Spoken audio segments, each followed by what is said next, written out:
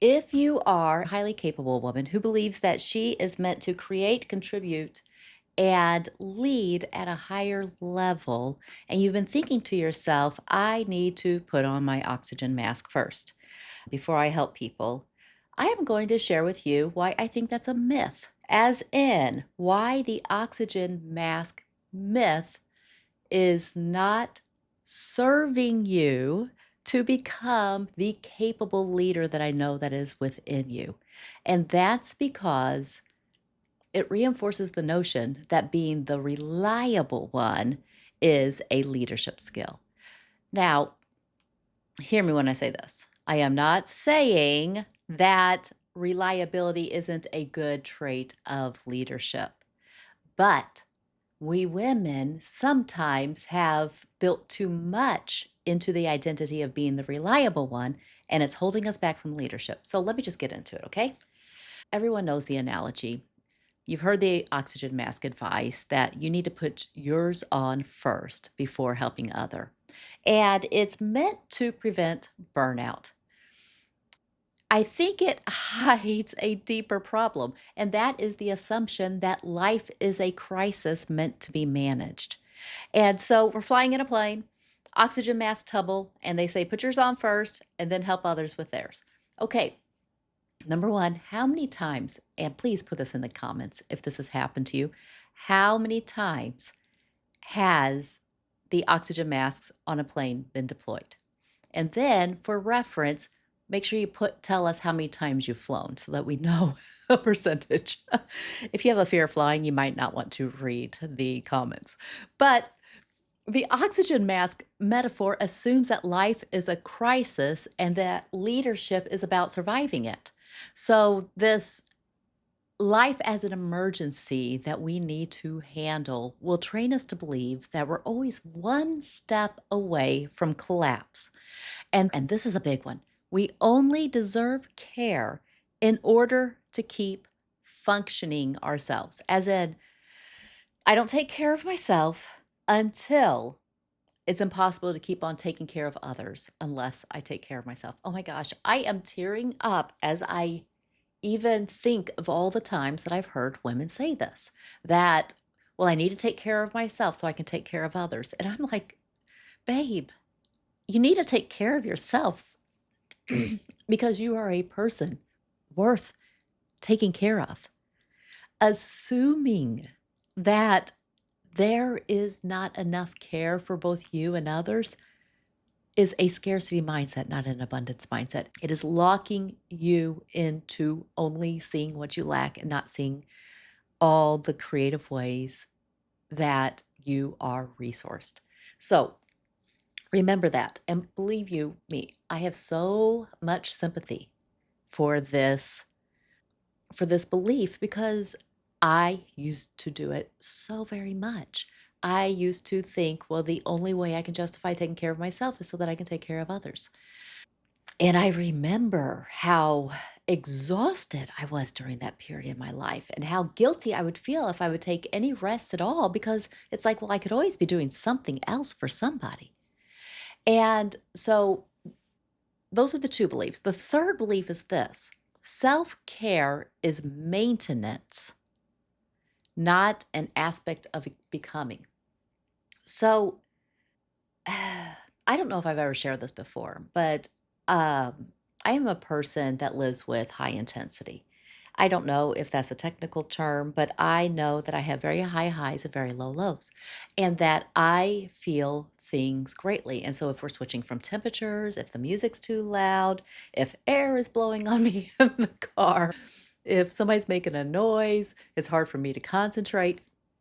And so there used to be a thought of, well, I have to take care of myself so that, like that's just a part of um, being able to function. Until I looked at it as a challenge of what if a better way of looking at self care is as a function of growth. Instead of what do I need to survive, what if I were a plant? What do I need to thrive? Huge difference. And by the way, this does not have us offloading our self care to others.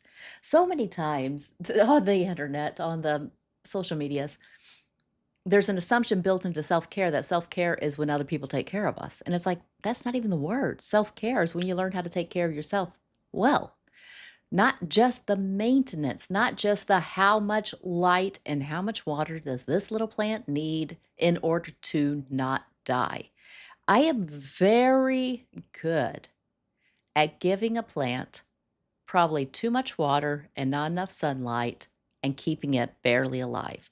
I have not learned how to help plants thrive, which is super ironic because all four of my grandparents specialized in making plants grow in their own way. So I think their knowledge canceled out on me. But I don't know how to take care of plants very well. But I do know how to take care of April very well. Not just so that I can function another day, but so that I have an abundance to give to the people that God brings into my life, to my family, to my clients, to people that I want to partner with. When I sit down with somebody, I am not sitting down gasping like, whew, glad I made it. But I'm ready to just be present. It took me 48 years to get here. It's worth getting here, and that's what I want to share with you, and that's why I made this video. All right, so thinking about life as a crisis to be solved, and we need to put on our oxygen masks first, teaches us to give ourselves just enough to survive the mission, but not enough to expand it. And that's a shame. That is not what we are called to. If we are a leader, we are called to expand the mission. And if we are a Christian, we are called to expand the kingdom. And that starts with us being fully resourced. So let me talk about the cost now of being the reliable one. The reliable leader is always available, always competent, always carrying, and always slightly depleted. And this is very common in female types because she becomes the indispensable one, respected, but quietly exhausted. And the answer is not to burn out. The answer is not to cut everybody out of your life. The answer is to realize that even though reliability feels noble, it can collapse under the weight of being constantly needed. So, what we need here is not an exit plan of how to stop being the reliable one. What we need is not somebody to become our reliable one. We don't need to buy another app or to grow quietly resentful. Hiring more help will not solve this yet. What we truly need is an identity shift. We need an identity shift from being the needed one to becoming the inspirational one. This is what I used to tell all of my young mothers when they were raising children was don't teach your children to rely upon you. Inspire them to want what you have. I grew up in a culture where it was expected that the woman would be the helpmeet in the marriage. And then the way they defined that was that anything her husband needed, she would make up the difference for. Well, that's crazy in that she was not designed to be the equal, exact black and white opposite of her husband. She was created to be her own person. So that means that in some areas, her strengths would mirror her husband's. In some areas, her strengths would be opposite of her husband's. And in some areas, neither of them would be strong at this, and they might want to look for other help. There is an excellent book on this. It's called The Six Types of Working Genius by Patrick Lencioni. I've probably recommended this book before, but it talks about 6 different working types. And when my husband and I took this test, we realized that He was strong in two, I was strong in two, and we were equally weak in the last two. And that it would always be a little bit difficult for us to work in those two strengths. And that the better option would be to hire that out or to not create a business plan wrapped around those two strengths. But understand this: being needed has us feeling attached. Being inspirational has us helping the other person reach their potential. So, being needed, sometimes we feel like we have to fill in the gap on somebody else's potential. But being inspirational is us helping them, inspiring them, showing them this is how I did it. May it work for you. Or showing them this is how I think about it. Or just being the cheerleader. I know you can figure this out, and I'm here to cheer you on. All right. So, when we're the needed one, we're the leader that everyone depends on, which can be a little bit flattering to our ego if we are sourcing our sense of self worth from other people's opinions. But becoming the leader that embodies what's possible is honestly what we need more of in this world. We have so many people who are just settling for the bare minimum of getting from point A to point B. And we need somebody who says, hey, there's more. Not only are we going to get from point A to point B and survive the journey, how about we're going to enjoy the journey? How about we're going to change the journey? How about we're going to bring other people along on our journey and it's going to be exciting? Come hang with me. So, the two models. The reliable one, people will lean on her. She will solve all the emergencies and she will keep the system afloat. Many, many highly capable women know how to do this instinctually. But the inspirational one, people will rise towards her and she will model a different way of being and she will expand the field of what feels possible. In biblical terms, this means that she will live by faith, not by fear, not by urgency. So, being needed creates dependency on those that we love. Being being inspirational creates elevation in those that we love, being near them. So, let me share with you what I think are three laws of self leadership. Law number one: self care is the minimum requirement of leadership. As in, if you don't know how to take care of yourself, you're not really equipped to show others a better way. I want you to expand the vision. I model self care because that's the minimum requirement of leadership. Think about it that way. If you are not resourced, then you are not leading. You're leaking on your followers. And I have seen this time and time again, especially in church settings. Here's a classic example: preachers who rely upon the congregation amening them, saying amen to their message to keep going. If you don't give me feedback, then I can't keep going. And it's like, that's not leading us, that's leaking on us. So, your exhaustion will jeopardize the mission. Your judgment will degrade without self care, and your nervous system will infect the system. Your nervous system will infect others. If you're a nervous leader, then you create nervous followers. If you're an anxious leader, you create anxious followers. So, self care is just the minimum requirement. All right. And by the way, again, not self care like demanded from others. I don't think that you're doing that. Not if you're the reliable one. But that is, I think, a common myth is like we think that, that's being selfish. And it's like, no, it takes nothing from others for you to take care of yourself.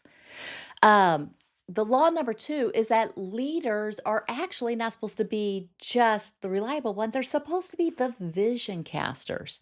So you cannot cast a compelling future from scarcity. If you're thinking life is a crisis that is just to be managed, then you're treating everybody around you the same way. But if you think life is an opportunity, it's a fascinating journey that we bring our creativity to so that we can expand the field of possibility. I love that term, expand the field of possibility. It creates the idea that the field that we have been given to plant, we start by planting just a little bit, but we see a bigger field than even what we can plant now, knowing that as we plant and that grows and that we harvest that and we get more seed, we can plant more and plant more. It just keeps on growing. And your job as the leader is to have your eye further than everybody else and saying, hey, there's more out there. Let's go get it.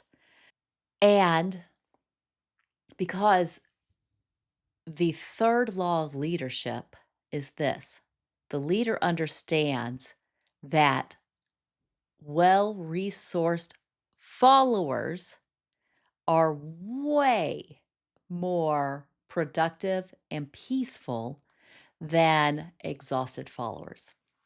Again, because of my church background, I have seen over and over and over again how church leaders allow their vision to run away way past the capacity of their congregation. So they come up with the idea and then they get all excited. They want people to get on board. They say, we need volunteers, we need volunteers, we need volunteers.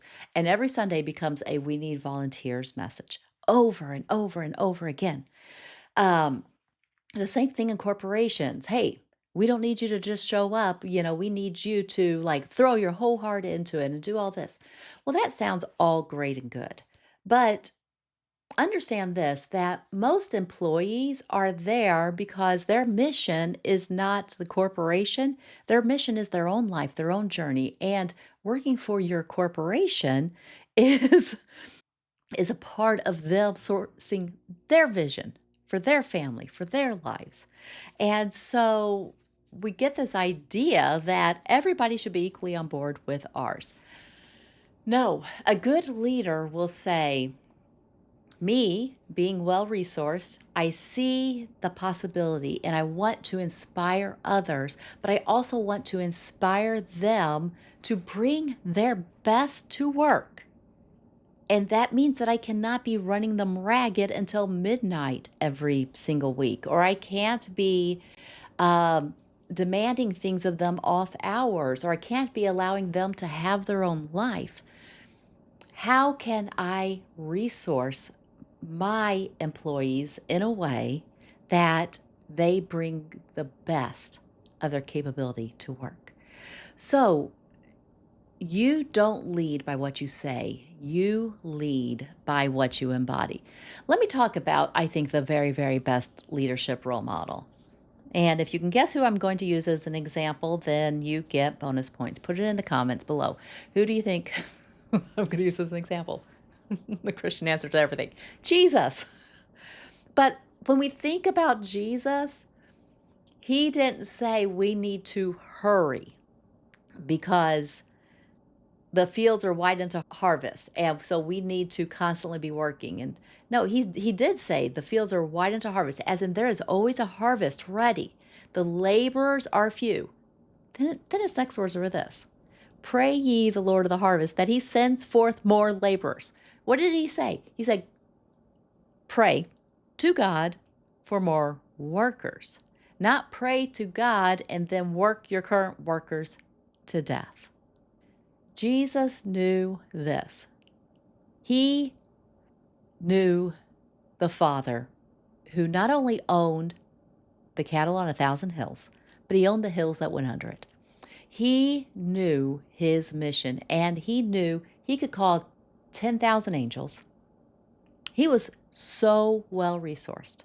And from being completely well resourced, he showed us, this is how I want you to build my kingdom. Not from this exhaustion, but from the resources of the kingdom owner, the heavenly kingdom father. Okay? So he didn't work or speak from scarcity. This is the reframe I want you to have. Stop thinking like you need to be the hero who saves the day, even to the point of sacrificing yourself. Jesus already did that. He did the ultimate sacrifice so that we would be completely resourced. He also, the Father, created this world of abundance where everything brings forth after its own kind. We are not the person that's supposed to make up the drainage, the gap. We are not supposed to see our lives as half empty, and it's up to us to sacrifice to make up the difference. Nope. Jesus paid it all. Jesus created this world of abundance. We don't need to be the hero of anybody else. We need to point them to the hero. We need to point them to the well-resourced one. We, instead of being the hero, I invite you to think of yourself as I am the steward. I am the steward of an abundance of resources, all the resources I have necessary to accomplish my mission. I have enough time in my day to do what is truly necessary for today. I have enough time to do it from a well-rested state. When I believe I have time enough, when I believe in the concept of time abundance, when I step into my time rich belief, then my creativity will kick in. When I believe, that will open up the door to creativity and possibility, and for me to see what if there's a better way. What if instead of me doing it, I resource somebody else? What if instead of me doing it, I show them how to do it? What if instead of me doing it, I offload it? What if, this was my biggest, biggest way to become time rich. What if instead of me doing it, I ask, does it even need to be done at all? Maybe it could be simply eliminated.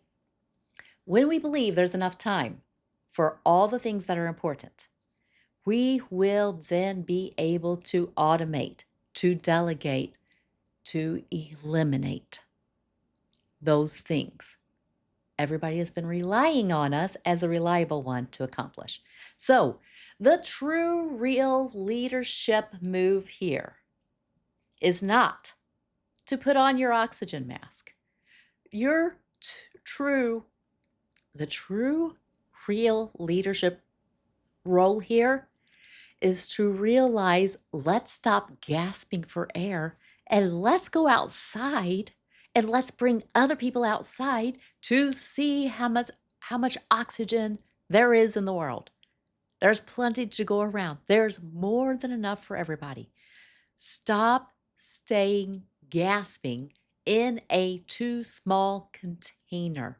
Stop teaching everybody believing the belief. If you will stop believing for yourself that I need to put on my oxygen mask so I can help other people breathe, and if you learn that, hey, there's always enough time to breathe, then you can model that for others. That's what I'm talking about.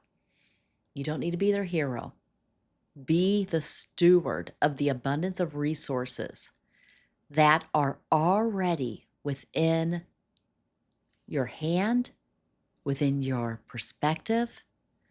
Take care of what you have. And the very first, the lowest minimum requirement of leadership is resourcing yourself well so that you can model how to do that for others. All right. I hope this has helped.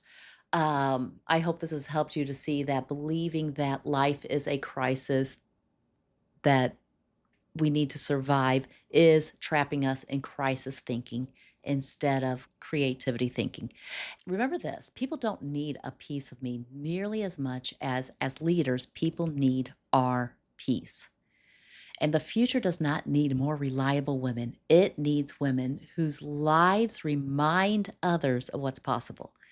And if you haven't had a chance before, I encourage you to grab my 1 minute decision filter.